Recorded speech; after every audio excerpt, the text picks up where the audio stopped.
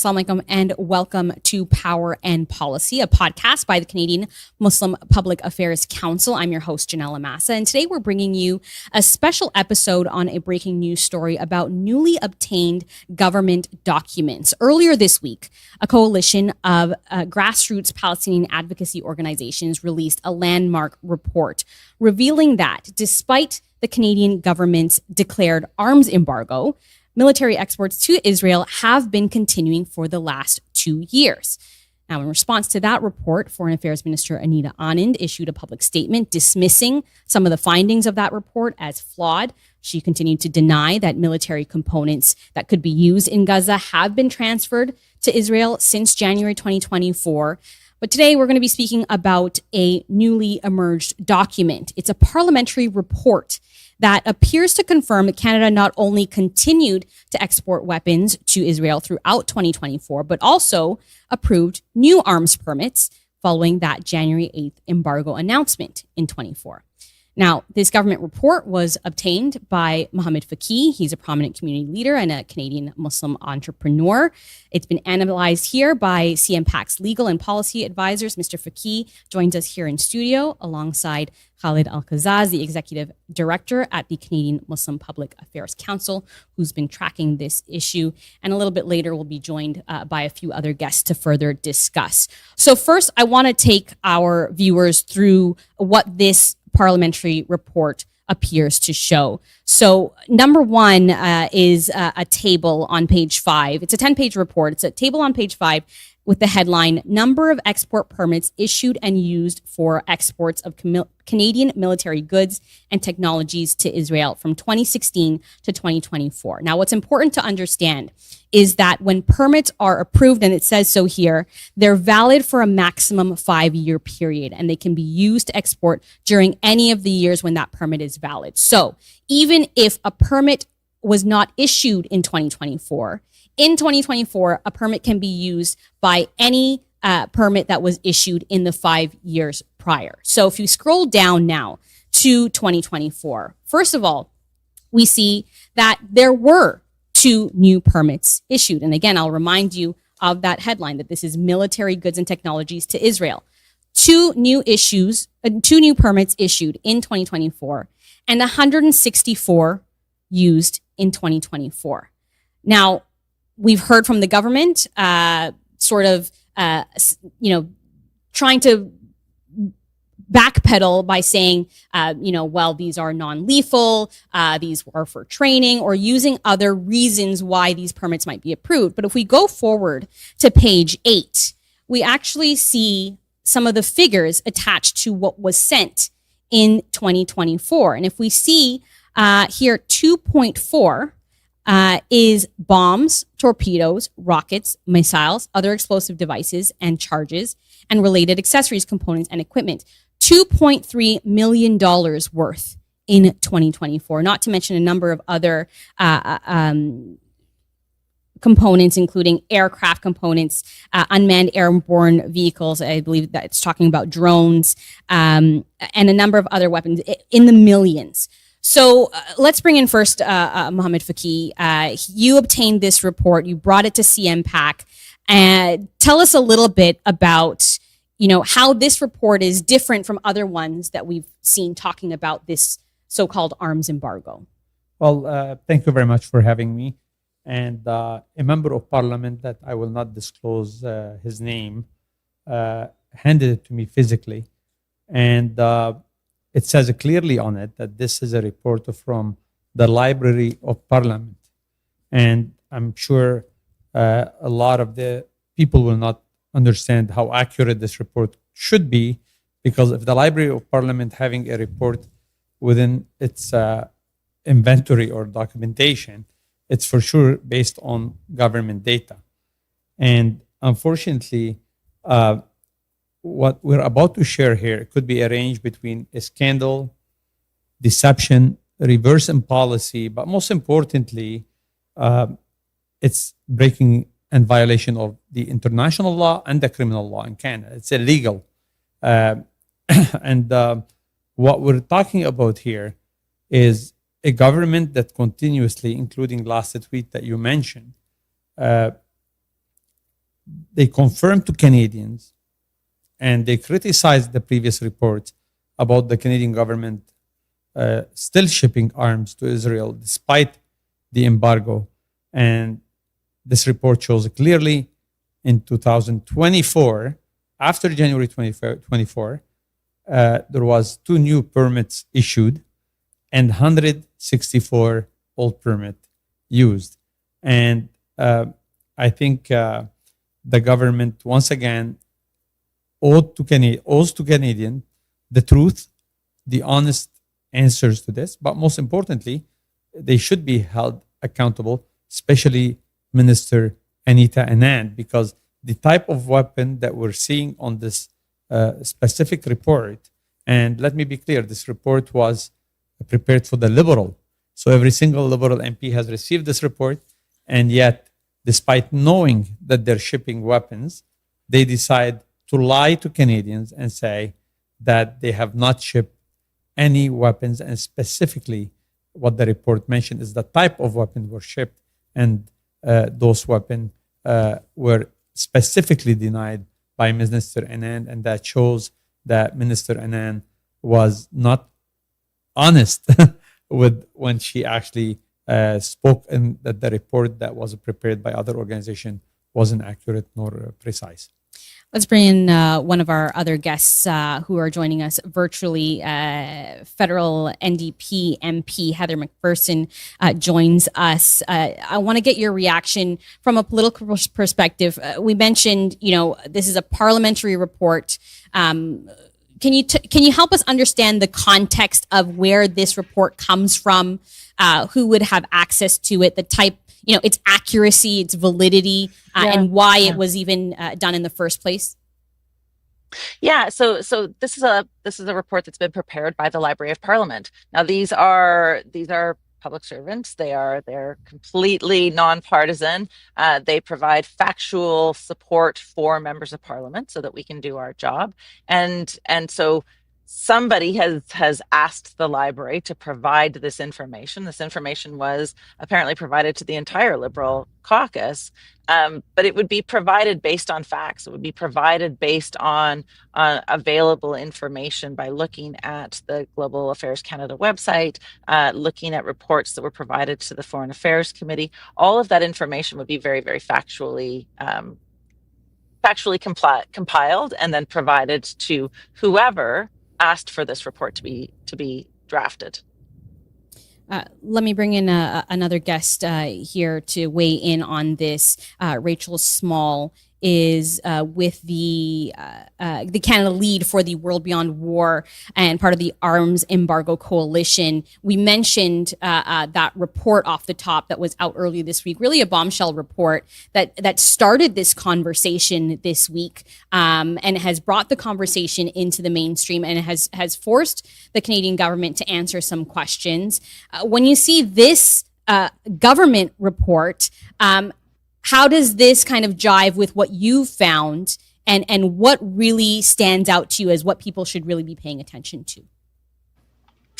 Yeah, thank you. I mean, this is Canadian government data that substantiates and backs up a lot of what was documented in our report, which largely showed the shipment of goods. So while we were looking at the literal movement of these weapons via commercial shipping data and also via what the Israeli government reported having received, here we're seeing from the Canadian government their own perspective on the permits they issued and the ones they know were used. I mean, frankly, this report, it's completely shocking. It really proves that Minister Anand, that all the Liberal MPs knew Canada was exporting arms to Israel when they claimed otherwise. I mean, Minister Anand lied. It's as simple as that. And not only do we know that she lied, what this report shows is that she knew that she was lying when she was lying. I mean, frankly, it's just time for Canada to stop lying. It's time for Canada to do what it says it's been doing, which is actually stop the flow of these weapons to Israel that are so clearly documented in this leaked report.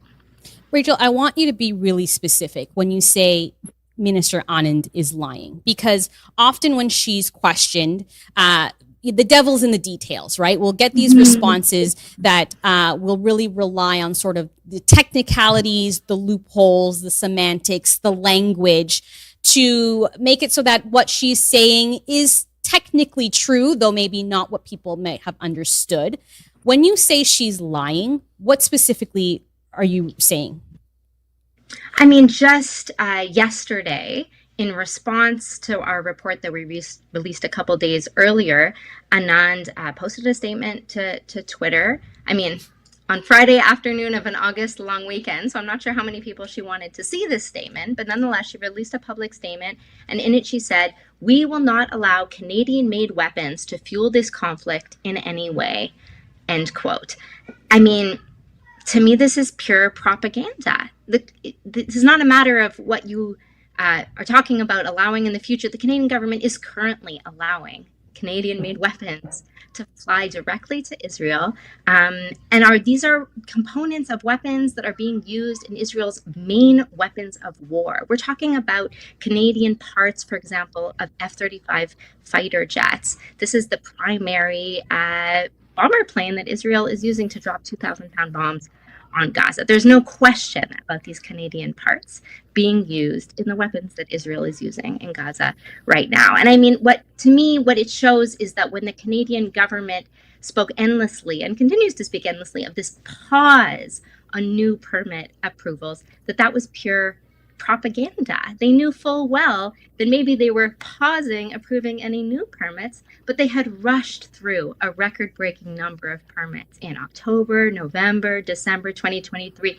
They knew full well that those hundreds of permits would continue to be used to ensure that Israeli weapons manufacturers never lost access to Canadian military goods while they could get up at a stage and say, "Oh, we've paused all weapons permits." It's not honest if you talk about a pause and you conveniently omit the fact that there's hundreds of permits still active being used every day to ship these weapons.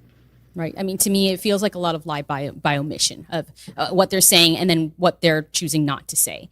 And let's be clear, this report does show 2 permits approved in 2024. I mean, I suppose there are 7 days in 2024 because the embargo started on January 8th, where conceivably that may possibly have happened. But regardless, this report does seem to verify a lot of and underscore a lot of your already in-depth research that relied on publicly available commercial shipping documents and tax documents.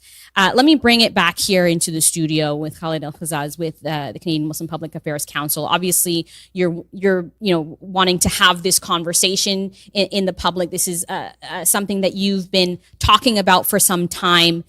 Talk to us about your reaction to this report and what you see as complicity, I think.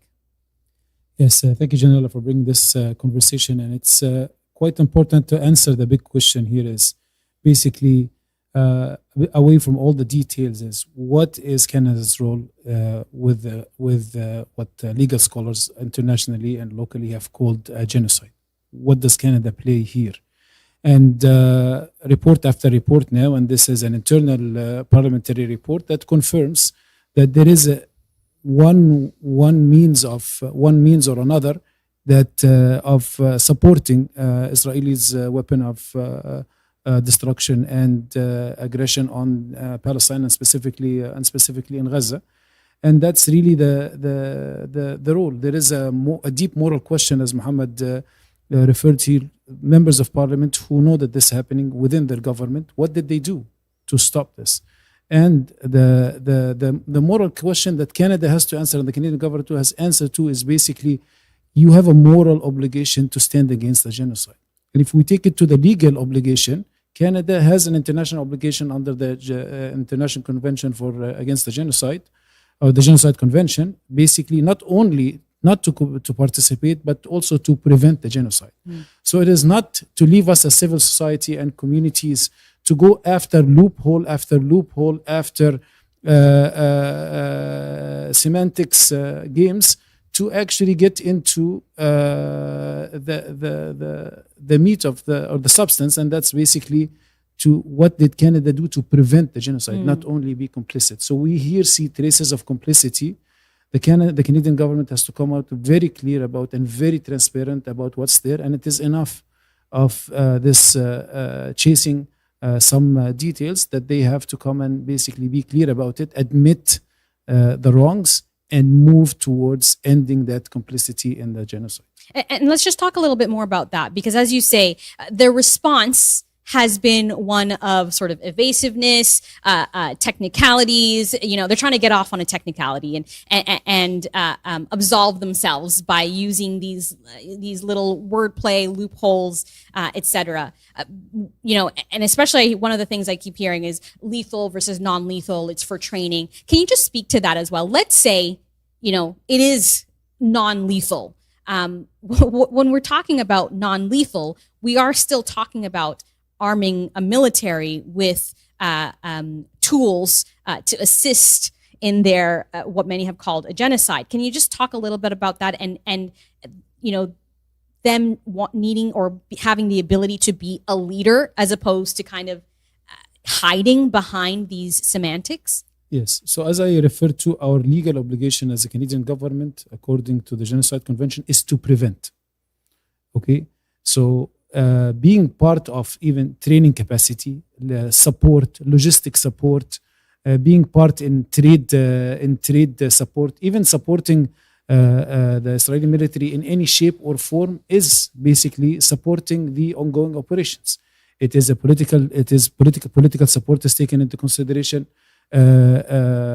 logistic support, training support, supply of weaponry. All of this is considered supporting a government and a military that is active.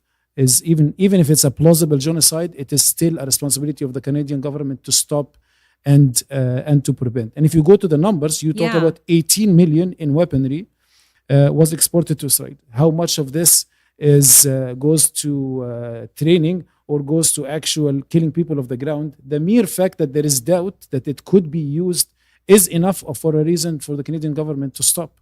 And similarly, whether it's drones in another line, or the 12.5 million in spacecraft electronic equipment, and 2.3 million in bombs, rockets, and missiles. That's right. So I don't know how can you interpret this differently either. Yeah, if we can, Raf, see that page 8 chart again, because this is what I want to point out. They keep trying to make this distinction between lethal and non-lethal. First of all, the permits don't classify them that way. They classify all of these together, I suppose, for a reason. And as you point out, right, we're talking about surveillance and warning equipment. We're talking about ground vehicle and components. We're talking about naval equipment, aircrafts, unmanned airborne vehicles, and all of it is specifically designed or modified for military use.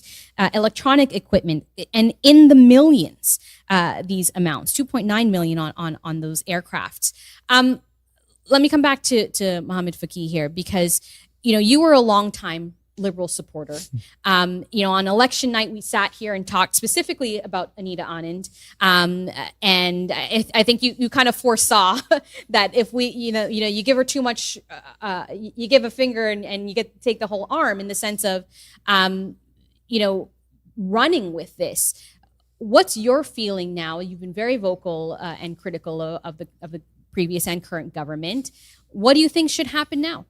Well, the Liberals are playing games, and they're trying every single thing in their toolbox. Instead of preventing the genocide and preventing to violate international law, they're trying to use nuances, argue with Canadian, lethal, not lethal. Like, listen, this is a report, clear. Library of the Parliament have a report. It says that they actually issued 2 permits. And they used another 164, and is specifically specifying amounts of money spent on lethal weapons sent to Israel to fuel a genocide. They're going through the impossible to help Israel kill children. And they're lying to Canadian, and they're breaking international law and the Canadian law. Anita Anand, if she has anything left in her, she should at least resign. Melanie Joly should resign.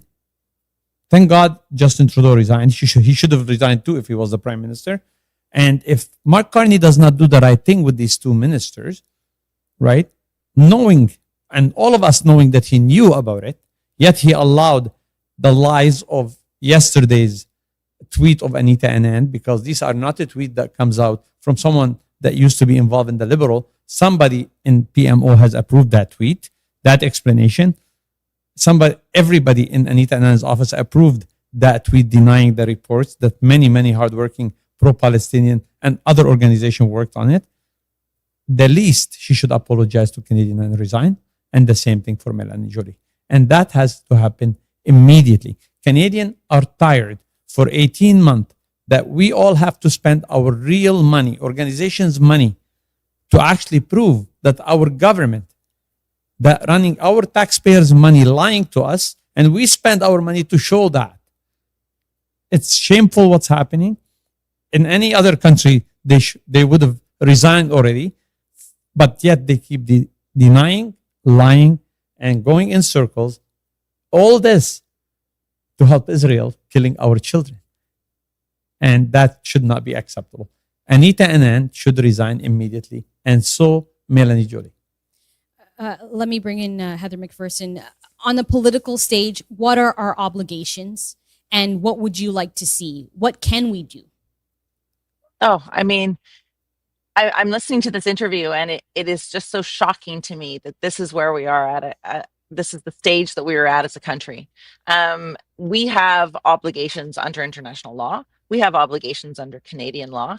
We know, there was a motion that came forward. It was a New Democratic motion that came forward to the House in March of 2024, where the government stood, where Melanie Joly stood in the House of Commons, Justin Trudeau stood in the House of Commons, Anita and Anand stood in the House of Commons, and voted for this motion to stop sending weapons to Israel. We have to acknowledge that there is a genocide happening right now, that people are being starved to death, that children are being starved to death, and the Canadian government, the Liberal government, is allowing arms to be used against those children at the same time that they are misleading Canadians, the same time that they are telling Canadians, no, don't worry, that's not happening, but it is happening. And as a member of Parliament, I've been listening to people from coast to coast who have been so appalled by our government's lack of moral capacity, the ability of our government to do the right thing. One of my worries, frankly, is that the step that the government took to potentially recognize the state of Palestine in September will be for this government, will be the final thing. They'll say, well, we're done. We've done the jobs that we need to do, when there's so much more that needs to be done, that we need an arms embargo, that we need sanctions in place, that we need to ensure that humanitarian aid is getting to people that are starving to death right now. All of these pieces are urgent. And I have no faith that the Liberals will do the right thing when we have seen them mislead Canadians time and time again about this arms embargo. As we mentioned, this parliamentary report would have gone to the entire Liberal caucus. What's your message to them? I mean, obviously, you're in an opposing party, but is there a point too where you reach across the aisle and say, do the right thing within your party? Yeah. You have the power to. Canada has a history of in the past we have had the moral backbone to stand up and do what's right. We were leaders in developing the International Criminal Court, the International Court of Justice. We were leaders in the apartheid in South Africa. We need to be leaders again. Canadians expect our government to be leaders again, to believe in human rights, to believe in international law, to believe in our own laws of our own country. That's what I'm expecting from this government.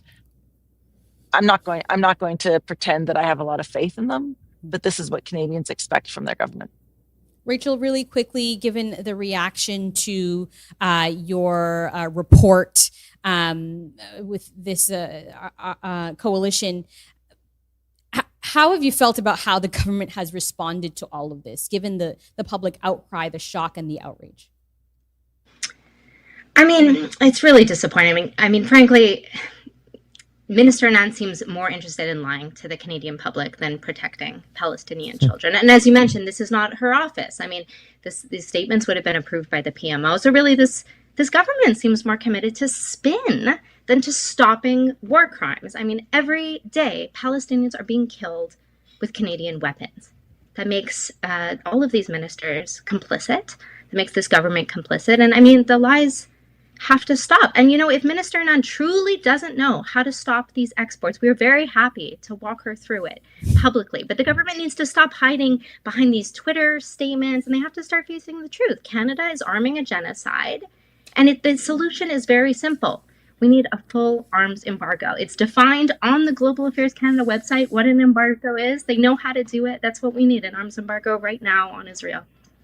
I want to let Khaled have the last word, but Mohamad, you look like you had something to say there. Yes, you I wanted do to actually. jump in. You know, Go what keep bothering me that the Prime Minister himself, Mark Carney, when he was asked in an election rally, he was saying, "Do you know there is a genocide in Gaza?" And his answer said, with a smirk on his face, because everybody knows that he's very smart, that's why we have arm embargo. Well, I have a message to our Prime Minister.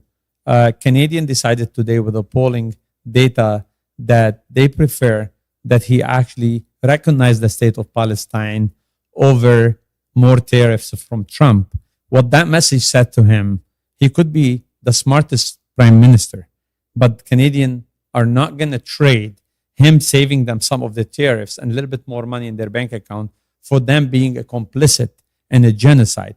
The prime minister of this country today, knows, and he knew it at the time, that he was still, and that government and the liberal were still sending weapons to Israel, and they were fueling a genocide and helping killing the children of Palestine, when he actually said that, and that's why we have an arm embargo. I don't know, maybe people say I pushed too far, but what else? How can I trust any one of them, including the Prime Minister, on any other file when they're ready to lie to Canadian about killing a human being and helping to violate international law and the Canadian law? So I think they need to reassess. I said it before and I'll say it again. You know, I am liberal. This crew and the crew before, they have lost their way, and they do not deserve to lead us if they want to lead us with deception and lies. And they need to course correct immediately. And Canadian, in the polling that was showing, it sent a great message that we are maybe capitalist, but we prefer kinder capitalism. And that's what we need to think about. Canada need to do kinder politics around the world, and people are ready to pay for it. Canadian taxpayers that pays the Prime Minister's salary and Anita Anand's salary has said, we're ready to pay more, but don't be complicit in the genocide and recognize the state of Palestine. Khaled, as an advocacy group, what's your message to people who are watching, who are feeling angry, who are feeling helpless, who are feeling like they've spent the last 2 years trying to engage the government and it feels like it's fallen on deaf ears? What's your message and what do we do? So I have two messages really, one to the government and one to the Canadian people in general. And with regards to the government, I want basically them to realize that everything is not really a political equation based on interest. We wake every day to the news that children and even adults are dying of starvation. You see pictures that are horrific. And it's not a natural cause or a natural disaster. It is intentional. It is based on a political decision that the international community can stop. The international community, if the political will exists, can force the hand of the Israeli government to let food in. And food cannot, and starvation cannot be used as a weapon in a war. So Canadian government has an obligation not just to explain their positions, but has an international obligation, a moral obligation to basically stand against this starvation campaign, this genocide that is taking place. And that's the original positionality. And what can they do about it is not to send gestures that we will continue to send you some stuff, whether it's training or others, because there is an active killing that is happening in place. They have to send the exact opposite. What we should be seeing of the government is more condemnation of this kind of action, more diplomatic measures to show that this is not acceptable, and more action, basically, whether it's sanctions, whether it's arms embargo, to send a clear political signal that this is not something that the Canadians are accepting, and that Canadian government is basically in line with international law and with Canadian law. So this is what's expected from the government. And what's expected from the Canadian people is to continue to take this government to account, is to continue to hold them accountable, and to expect nothing but transparency. Governments can make mistakes, but they should own up to these mistakes. The Prime Minister or the Minister of Foreign Affairs made a mistake or made a wrong assessment or a wrong statement. They should come back and correct it. They should apologize to the Canadian people, be more transparent, and commit to more action that ends the genocide and end the genocide now. We'll leave the conversation there. I want to thank my guests in studio, Mohamad Fakih, for bringing the report to light, the Canadian Muslim Public Affairs Council, Khaled Qazzaz, and joining us virtually today, Rachel Small with World Beyond War, and Heather McPherson, NDP MP. Obviously, an important conversation that we hope will be continued to have had in the mainstream. And thank you all for your work and bringing this important conversation to light. And thank you at home for watching. This has been the Power and Policy podcast, brought to you by the Canadian Muslim Public Affairs Council. Thanks so much for watching. Until next time, stay informed, stay active, and speak up. Assalamu alaikum. Take care.